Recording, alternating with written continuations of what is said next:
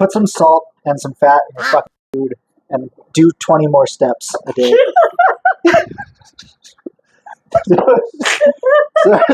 Sorry, you'll be happier anyway. You'll have exercised and you'll have eaten something that tastes not terrible.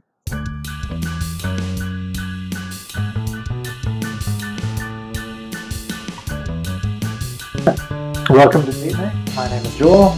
And say hi to my fucking chicken for us, man.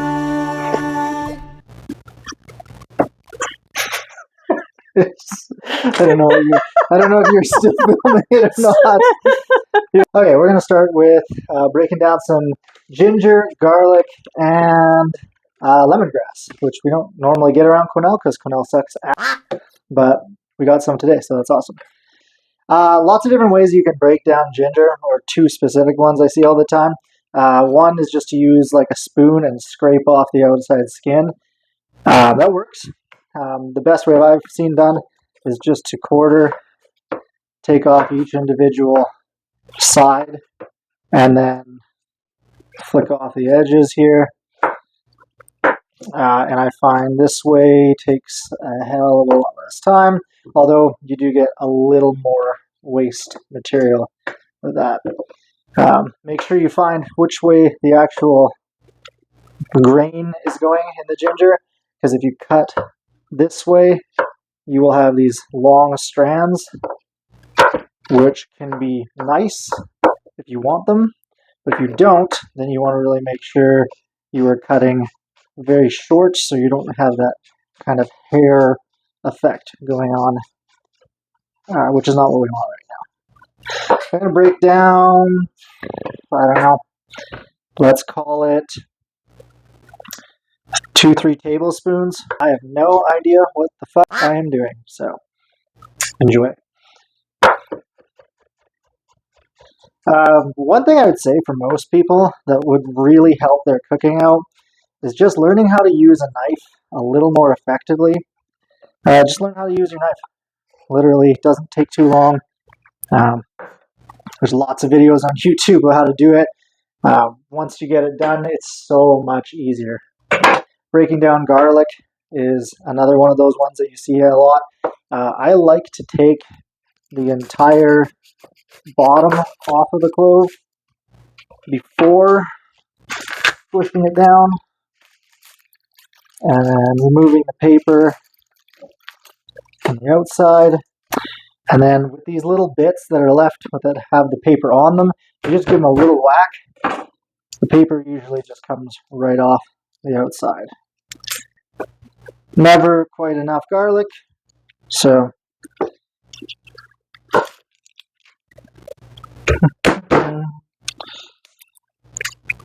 with garlic, easiest thing, smush it right down. We do want to give this a pretty fine chop, but for now we're just going to give it like a little tiny pre-chop, because what I'm actually going to do is put it with the ginger.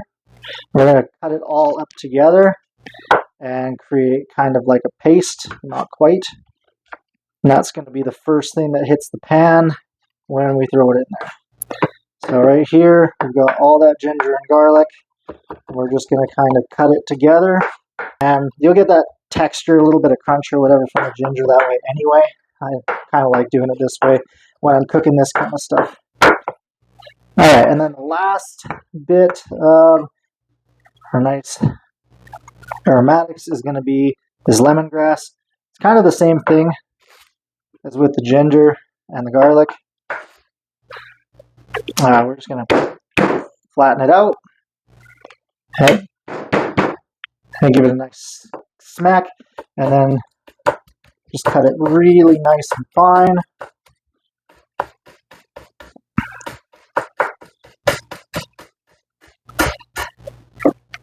And that's probably what we want right there. Again, just making sure we don't have any really big bits in there.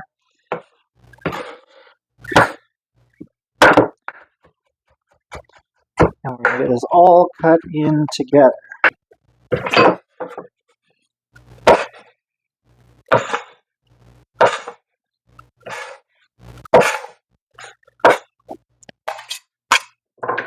So you can use more or less or whatever.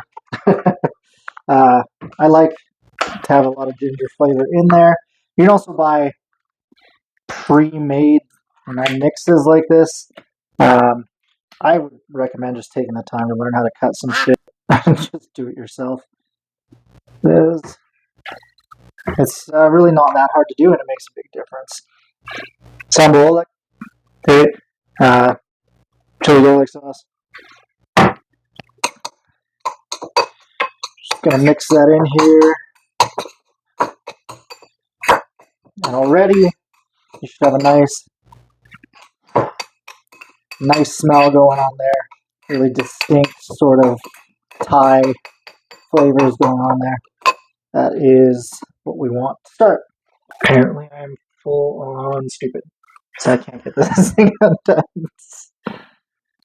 Why would you open? Ah, there we go.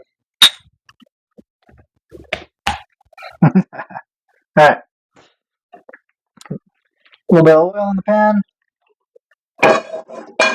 Now, lots of you guys are going to say that's more than a little bit of oil. You're right. The whole point of this oil is not just to have a bit of a coating, but it's actually what we're using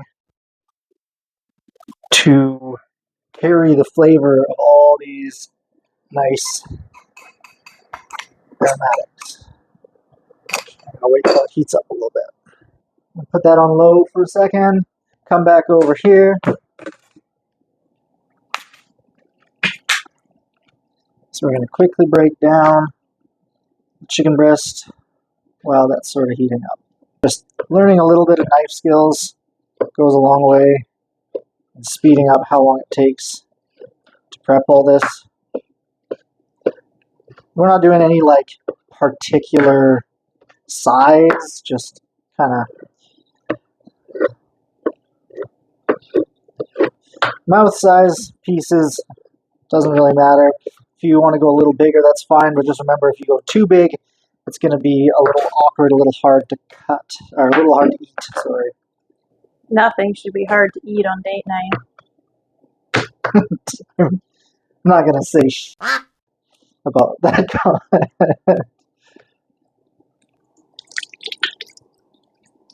Some rice noodles going while this is going on.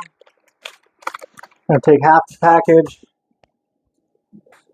I don't need a ton right now. Actually, we'll go here first.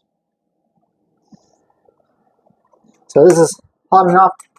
We're going to pop all these in there.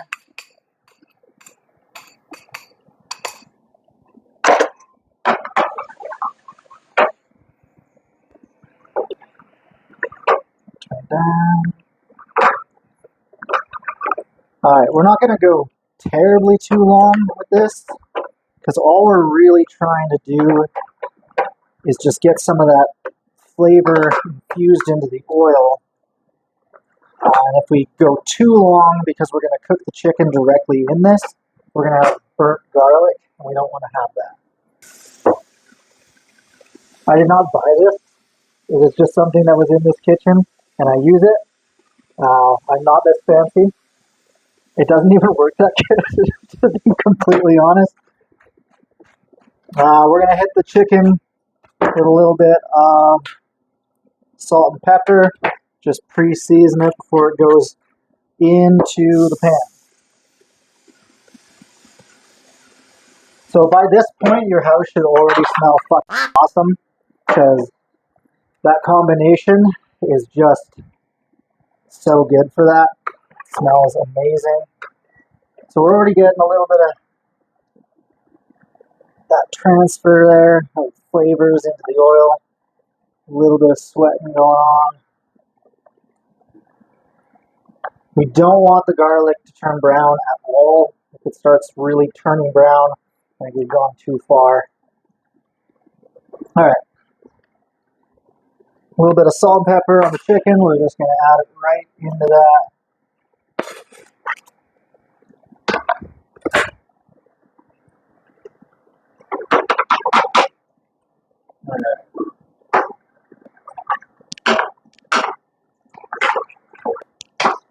there's one thing that is a universal constant in the kitchen, especially for me, is that if you let me in your kitchen, I will make a mess. I will make a god-awful mess, but at least the food hopefully will be good at the end. I get some water, and we're just going to rehydrate these noodles.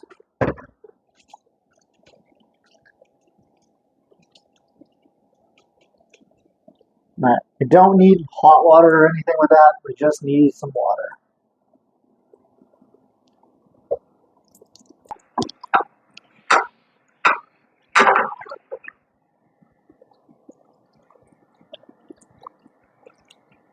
So all we're trying to do at this point is get a nice browning effect with our coconut milk at this point, because that's going to be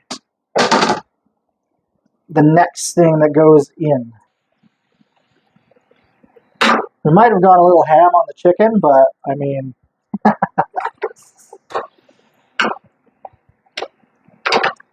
right, at this point the chicken isn't done, but there's no like pink really showing. So we're going to throw our coconut milk in right now. Don't buy light coconut milk. Everything light tastes like... So see that color on the oil? Like, that's all where that flavor comes. And this is part of the reason I say don't buy light coconut milk. Like, the fat content really helps to add a lot of flavor. And if you take that out and add a bunch of other stuff to make it healthy, quote unquote, it's just not good. So just buy the real coconut milk. Like, unless you're literally drinking it for just beverages for yourself every day, then it's not going to be an issue. So we're going to let that reduce for a little while. This is the time where I'm going to kind of prep some of the other ingredients. This is the part where some people are going to just tell me to go to hell, because the next ingredient we're going to use is cilantro. This is optional, but I mean, it's also kind of not. Alright. So I'm just going to give these a little rough choppy chop.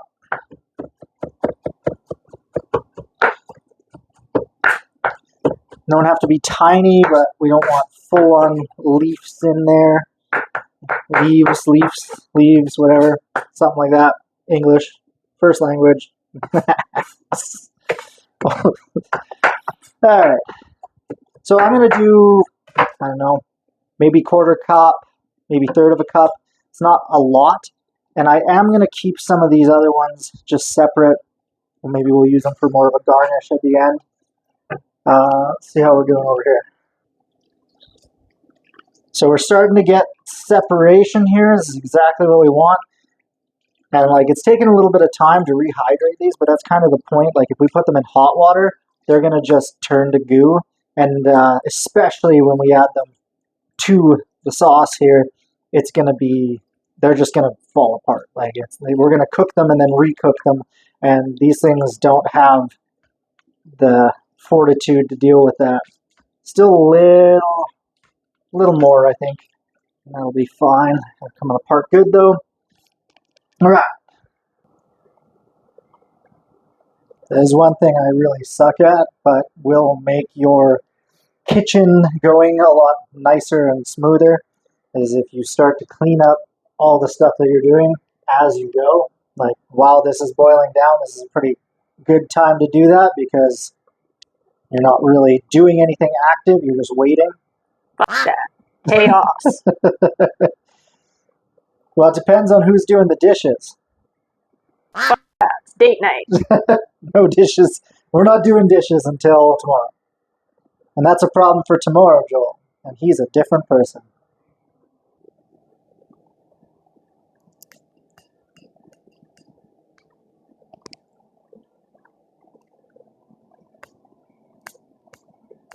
It is literally the day of not being able to open a goddamn thing.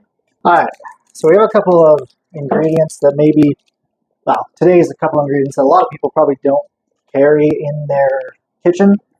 definitely rice vinegar. It doesn't have to be the flavored or the whatever they call it. Mirin. Okay, mirin is more of a like it's got a little bit more sweet to it. Uh, it's not as much of a vinegar. Very umami type of thing. And then fish sauce is a big one, especially when we're talking about like Thai cooking. Everybody that I know has a bottle of fish sauce, and it's more the color of this because it's been in their fridge for like 3 years. Just get a little one, use it, throw it out if it starts to go like that color. It just just use it more often, or make sure you just buy a little one because you know you're not going to use it as often. I had one in the fridge that was like a huge one. We only use it once in a while for food like this. It's just, yeah, it's fermented and it's probably fine. Probably fine. You probably won't die. Probably. I'm not dead. Jenny's not dead. You could add some veggies or whatever you want into this and make, you know, just add a little bit of crunch. Some bamboo shoots or water chestnuts are like solid choice, in my opinion, for this kind of thing. For today, we're just keeping it a little more straight up. Mushrooms also, like if you didn't, what are you laughing at? Straight up joke. Straight up? Oh, okay. Yeah. Anyway, mushrooms would be a solid choice if you wanted to go with more of a like vegetarian feel to this. You could just not add the fish sauce too, and then as far as I remember, everything else we've added is pretty much vegan or vegetarian. So you could really easily turn this into something like that. I'm not going to because I eat meat, so that's not going to be how I do it today, obviously. But something that's totally doable. And honestly, like I will do stuff like that every now and again because it's not like the lack of meat is going to just kill you. You know, people beak vegetarians a lot, but like, you know, it goes the other way too, where meat eaters here, like not having one bit of chicken is going to suddenly kill you. You know, one vegetarian meal and you're going to waste away and die. If you've ever cooked vegetarian, you kind of understand that you don't need the meat to make the meal, which I think is a good thing to learn because you're learning how to flavor stuff anyway. And honestly, meat doesn't always add a ton of flavor. It's more like you're trying to do the opposite. So, PSA, I'm not vegan. Tell us about it. That's what, yeah, that is the joke, right? Mm-hmm. I'm not vegan, but I'm going to tell you about it. You been on the carnivore diet? Let me tell you about the carnivore diet.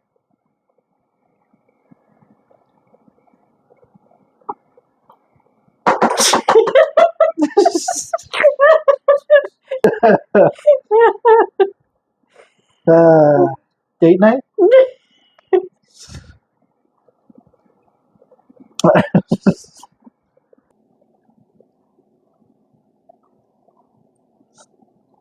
Try and make the most obnoxious sippy noises into the mic. Are we doing ASMR?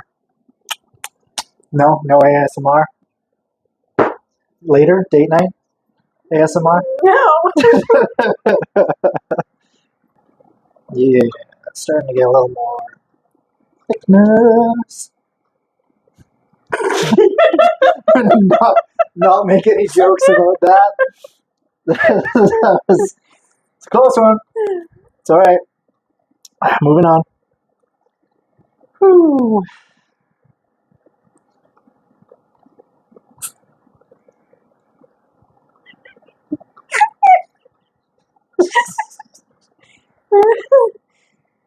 Composure. Hold your composure. This is what editing is for. I've got lemon juice that I'm going to add, and then the cilantro that we chopped up a little earlier. If you add that stuff Like if we were to add it right now when we're boiling this all down, you're going to end up with none of that flavor really in the actual sauce at the end. You'll cook it right out. And that's like a mistake I've made tons of times when I was first doing some of these things. You know, you add a bunch of it, and you're like, oh, that's really good, and you leave it for a while, and you cook it, you boil it down, and then you can't figure out why just none of that flavor really seems to be sticking with it. I like to almost sometimes turn the heat completely off, and then add the lemon juice and everything else, and that will change everything drastically here. And through the magic of editing, this will seem like it's a 2-second process, and not like a 15, 20-minute one. Okay, I'm starting to like that. Looks pretty good. So, first thing I'm going to do is add just a little bit of the rice vinegar, tablespoon type of thing, and stir that in. Again, fish sauce doesn't smell or taste really great on its own. So, it's one of those things that, like for lack of a better term, it's piss.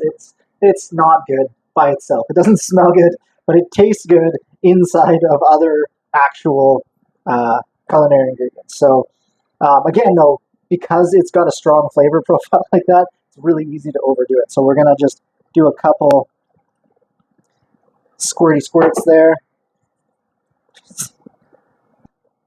This is where we're gonna start getting a little salty with it. Yeah. So we're gonna put some salt in here.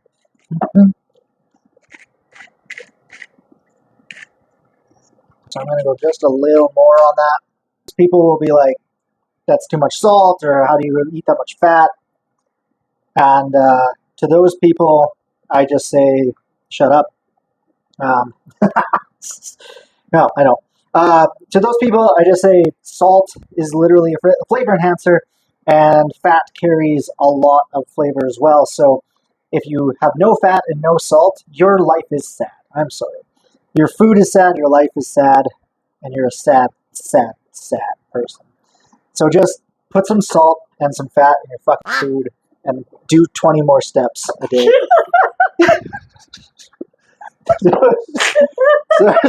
Sorry, you'll be happier anyway. You'll have exercised and you'll have eaten something that tastes not terrible. We'll add a couple squirts of the lime. Plop in our cilantro. Okay, so we're not going to cook it anymore, but we are going to add. How do I want to do this today? I don't know. Bo, go! I don't know what I'm doing. That's okay. I'm going to do this spaghetti style. And if you don't know what I'm talking about, what I mean is so many people will put spaghetti like on a plate, just naked and nothing on it, just scared and alone. And they'll put the sauce just over top of it, and then they wonder why their spaghetti is tasteless and bland and stupid and scared and alone. And I might be projecting, but what I'm getting at is if you put it in the sauce and you let it sit for a while, it will pull the flavors in as it cooks a little bit. So that's what we're going to do here. We're just going to put on the lid. We're going to let this shit sit. The heat's off. It's still going to be hot. And that's that. That's literally our meal. Now I'm dropping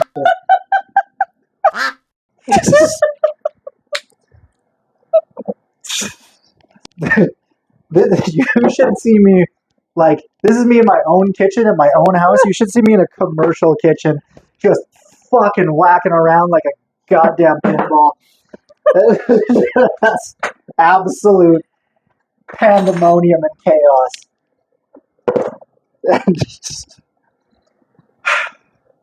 Why do all the ADHD kids end up in the kitchen? I don't know. It's just the law.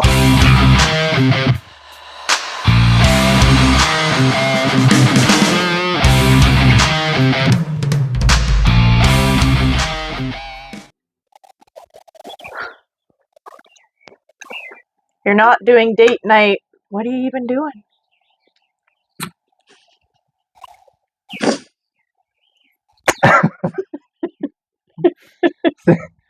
I'm not allowed to say these things.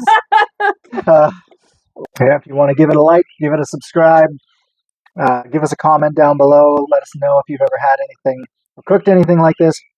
I'm sure you'll let us know exactly what we did wrong the whole way through. Fair game. And yeah, hopefully we can have good discussions about good food.